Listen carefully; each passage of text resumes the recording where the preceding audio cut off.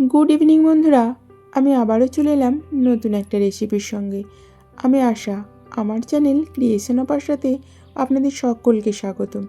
আজ আমি আপনাদের সঙ্গে শেয়ার করব বেতো শাক বা বথুয়া শাকের একটা নতুন রেসিপি। এই শাকগুলো সকলেই বাছতে জানেন, তারপরেও আমি একটু দেখিয়ে দিলাম। প্রথমে ফুল থাকলে একটুখানি ফেলে দিতে হয়, তারপর হাতে করে কেটে কেটে নিতে হয়। বটিতে বা ছুরিতে করে কুচিয়ে নেওয়ার প্রয়োজন হয় না। এরপর আমি যেটা দেবো সেটা হলো গাজর। গাজরটাও এইভাবে আমি ছাড়িয়ে নিলাম, তারপর এইভাবে লম্বা লম্বা করে পাতলা পাতলা করে কেটে তারপর আমি আবারও সরু সরু করে কুচিয়ে নিলাম।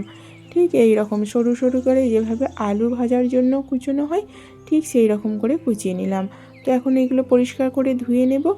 এরপর আমি উনানে কড়াই বসিয়ে দিয়েছি। কড়াইটা গরম হলে দিয়ে দিলাম অল্প একটুখানি সরিষার তেল।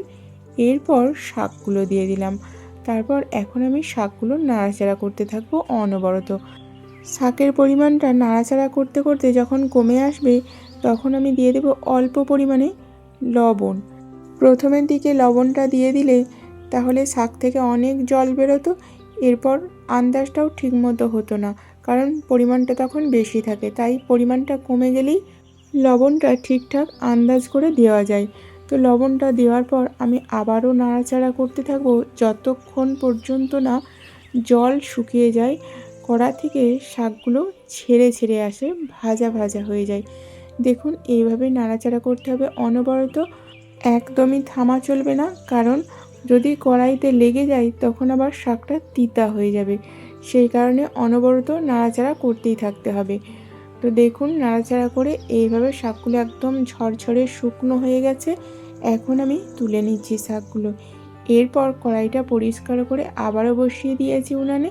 এরপর গরম হলে দিয়ে দিলাম আবারও সরিষার তেল, ফোড়নে দিলাম কালো জিরা, দিলাম কয়েকটা শুকনো লঙ্কা কুচিয়ে, এরপর দিলাম দুটো বড় সাইজের পেঁয়াজ কুচি।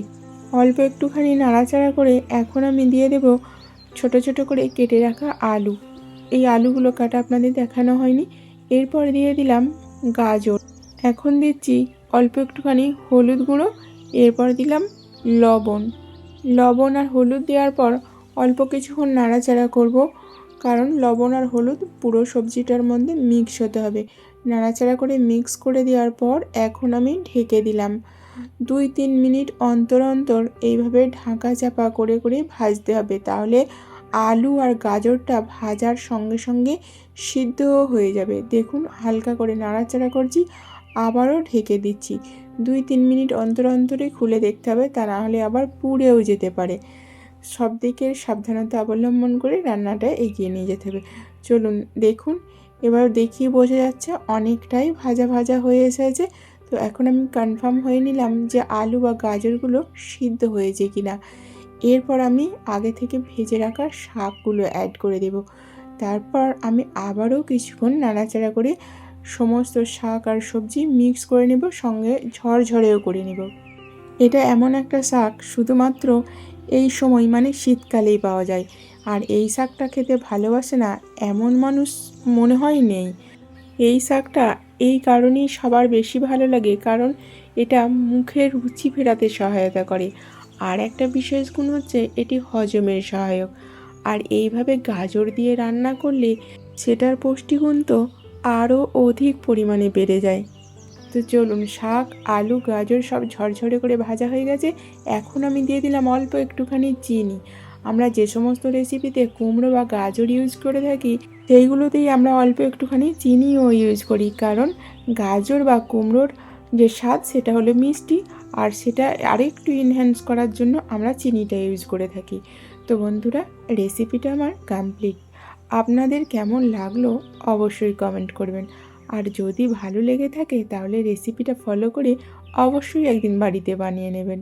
বেতো শাকের অনেক রকম রেসিপি আপনারা এর আগে দেখেছেন বা বানিয়েছেন, একদিন এই রকম একটা রেসিপি অবশ্যই বানাবেন।